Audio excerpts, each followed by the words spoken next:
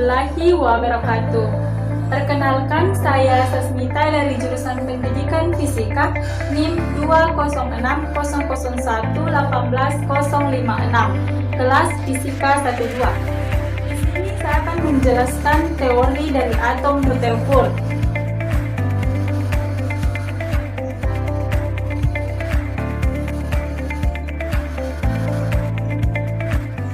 Baiklah, ada dua hal penting yang akan saya jelaskan.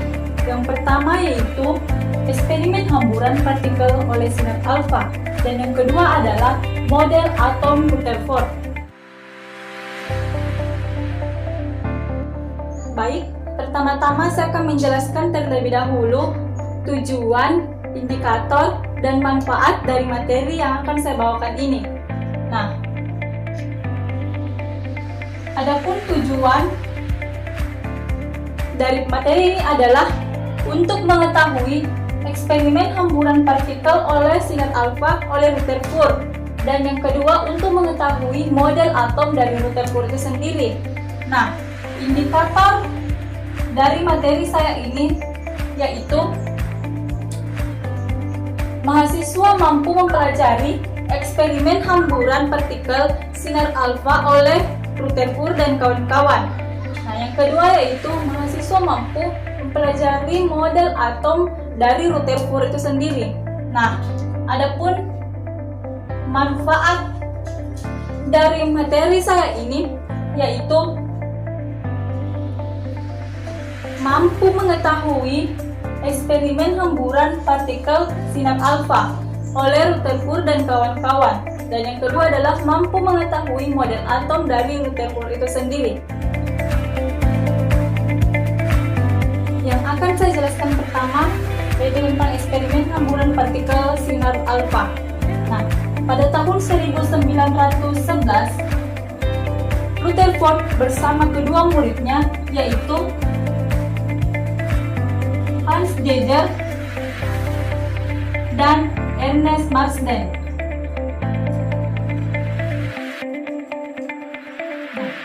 Rutherford di sini bersama kedua muridnya ini melakukan percobaan berupa sinar alfa yang ditembakkan ke lempeng tipis yang berbahan emas.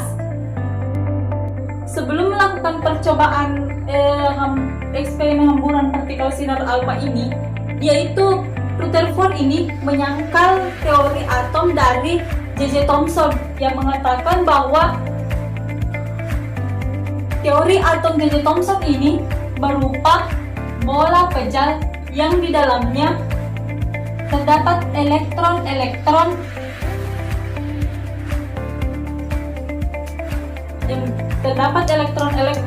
jika dikenai sinar alfa, maka sinar tersebut akan dibelokkan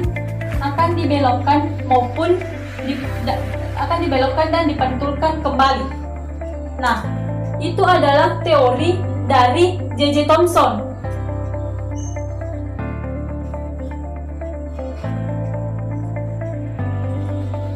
Sehingga Rutherford bersama muridnya ini melakukan percobaan yang yaitu dengan menggunakan lempeng tipis yang berbahan emas yang diberi sinar oleh zat radioaktif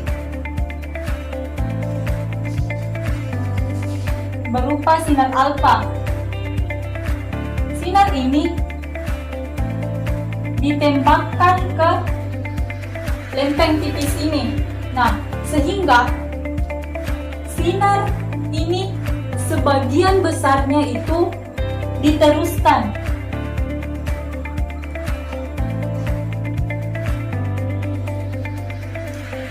Tentu saja ini berbeda dengan apa yang telah ditemukan oleh J.J. Thomson sebelumnya.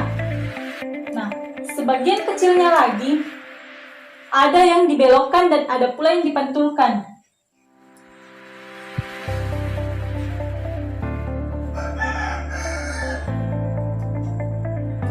Nah, ini adalah percobaan yang dilakukan Rutherford bersama kedua muridnya Hans Geiger dan Ernest Marsden.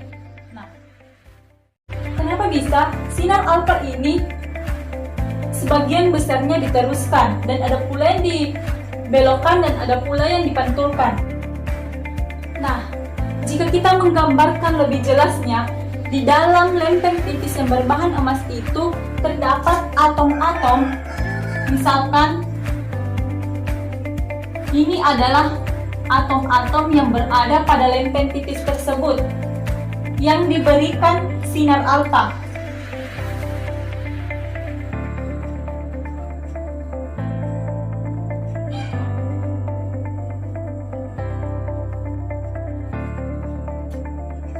Nah, seperti yang kita ketahui bahwa sinar alfa yang diberikan ini itu bersifat positif. Nah, sinar alfa ini bersifat positif. Nah, seperti yang kita ketahui bahwa sinar alfa ini bersifat positif. Rutherford pun mengatakan bahwa di dalam atom-atom yang terdapat di lempeng tipis itu berbahan emas ini terdapat muatan yang sangat kecil berada di tengah-tengah atom tersebut yang disebut dengan inti atom.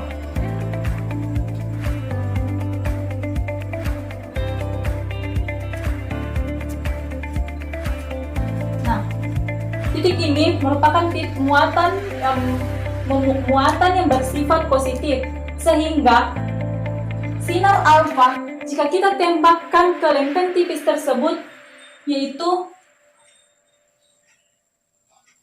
diteruskan. Kenapa hal tersebut bisa terjadi? Karena sinar alfa ini melewati ruang hampa yang berada pada atom tersebut, sehingga sinar alfanya diteruskan karena tidak ada muatan yang ia lalui di dalam atom tersebut. Nah, yang kedua, kenapa bisa sinar atom ini dibelokkan? Karena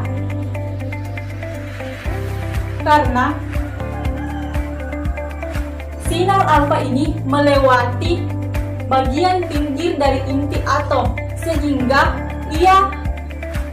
sinar alfa ini dibelokkan. Dan yang terakhir yaitu, kenapa bisa sinar alfa yang ditembakkan tersebut bisa dipantulkan kembali? Karena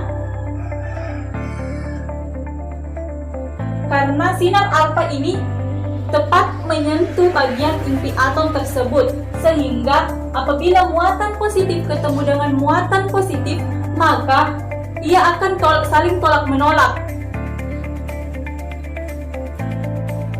Nah, selanjutnya saya akan menjelaskan tentang model atom dari Rutherford. Setelah melakukan percobaan hamburan partikel oleh sinar alfa yang dilakukan bersama kedua muridnya, yaitu Hans Geiger dan Ernest Marsden, Rutherford di sini sebenarnya ingin menguji, seperti yang telah saya katakan tadi sebelumnya, itu ingin menguji teori atom dari J.J. Thomson. Nah, setelah melakukan percobaan tersebut, akhirnya Rutherford mendapatkan fakta bahwa ternyata sinar alfa yang ditembakkan sebagian besarnya itu diteruskan.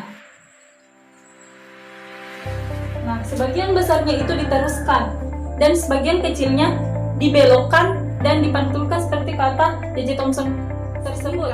Rutherford di sini menyusun atom yang baru, yaitu atom ini memiliki muatan positif yang berada di tengah-tengah atom, atau yang disebut dengan inti atom atau nukleus. Inti atom ini dikelilingi oleh beberapa elektron.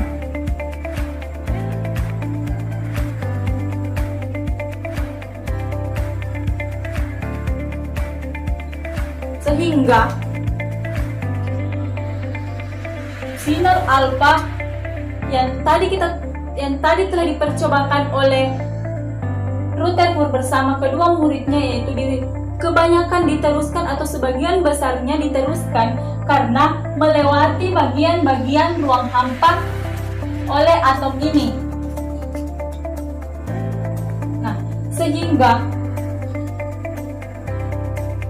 Rutherford di sini mengatakan bahwa atom ini merupakan bukan bola pejal karena sebagian besarnya sinar alfa ini diteruskan. Nah, elektron yang mengelilingi inti atom ini memiliki gaya sentripetal yang sebanding dengan gaya elektrostatis. Sehingga kita bisa menuliskan persamaannya yaitu Fe sama dengan Fc. Nah, jika gaya sentripetal ini kita turunkan, maka gaya sentripetalnya yaitu mv kuadrat per r sama dengan jika gaya elektrostatis ini kita kembangkan yaitu konstanta Q1 Q2 per r kuadrat, sehingga berada pada gaya sentripetal habis dan jari-jari yang berada pada gaya elektrostatis di sini bisa satu. Karena Q1 sama dengan Q2, maka kita bisa menuliskan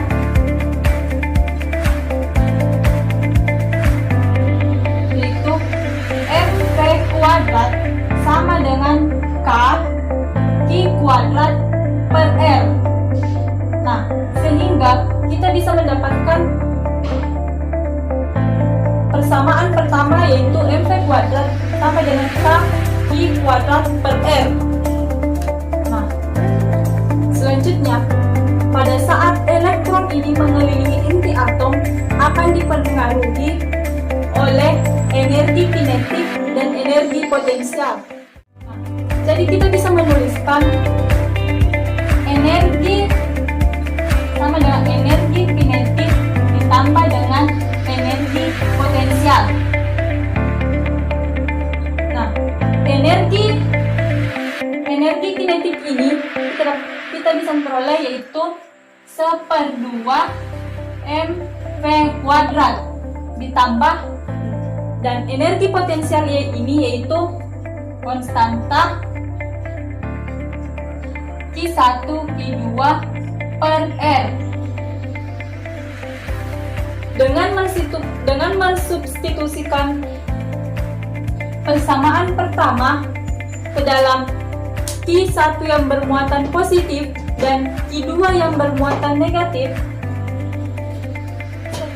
kita mensubstitusikan persamaan pertama ini ke dalam Q1 bermuatan positif dan Q2 di sini bermuatan negatif, dan mv kuadratnya yaitu kita tuliskan Q kuadrat per r. Jadi energi di sini sama dengan 1/2 mv kuadrat kita ganti dalam kurung Q kuadrat per r ditambah dengan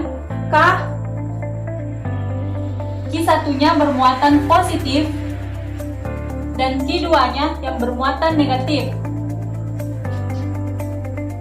per r, sehingga kita memperoleh hasil yaitu E sama dengan 1/2. Sebelumnya di sini muatannya negatif karena muatan Q2 di sini negatif, jadi kita pindahkan ke depan jadi bermuatan negatif min 1/2 dalam kurung Q kuadrat per r.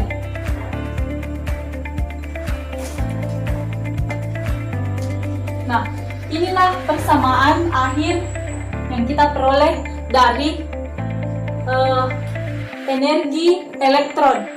Nah, pada persamaan ini dipengaruhi oleh beberapa besaran, yaitu di mana K di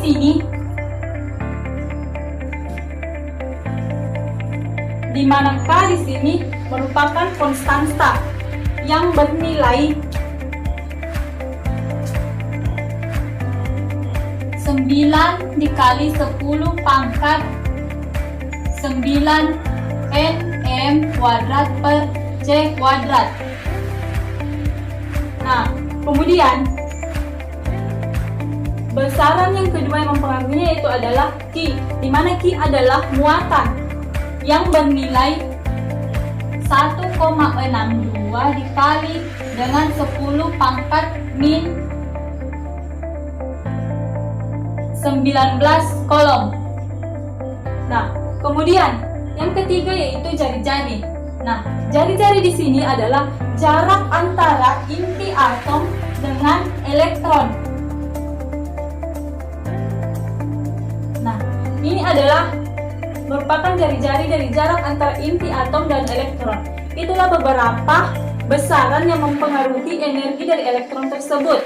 Selanjutnya, saya akan membahas sebuah contoh dari persamaan ini. Nah, di sini memberikan sebuah contoh soal itu, berapakah energi total yang dimiliki oleh sebuah elektron yang mengelilingi inti atom pada jarak 0,9 A. Nah, adapun persamaan yang kita gunakan yaitu energi total di sini sama dengan min 1/2 dikali dengan konstanta kali Q kuadrat per R.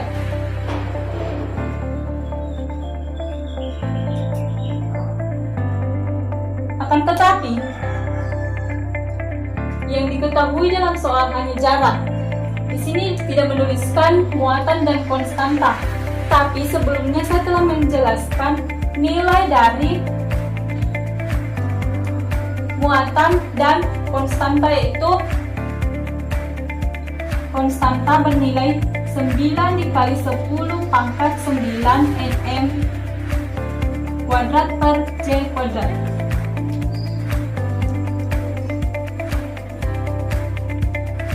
Nilai dari muatan yaitu 1,6 dikali 10 pangkat min 19 kolom.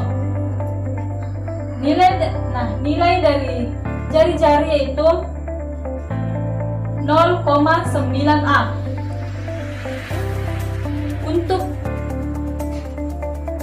Karena satuan dari jari-jari di sini adalah ampere. Nah, untuk menyatukan semua satuannya, tinggal kita ubah nilai ampere ini menjadi meter. Yaitu 9 dikali 10 pangkat min 11 meter. Nah, setelah kita mendapatkan semua nilainya, kita menuliskan persamaannya, yaitu E sama dengan min 1/2 K Q kuadrat per R. Nah, kita masukkan nilai ini ke dalam persamaan energi total tersebut, yaitu min 1/2 K 9 kali 10 pangkat 9 kali 10 pangkat 9 per Q 1,6 kali 10 pangkat min 19 R 9 kali 10 pangkat min 11. Jadi kira-kira hasil akhir yaitu 1,28 kali 10 pangkat min 18 joule. Nah, inilah hasil akhir dari contoh soal yang telah saya berikan. Sekian dari saya, terima kasih. Wassalamualaikum warahmatullahi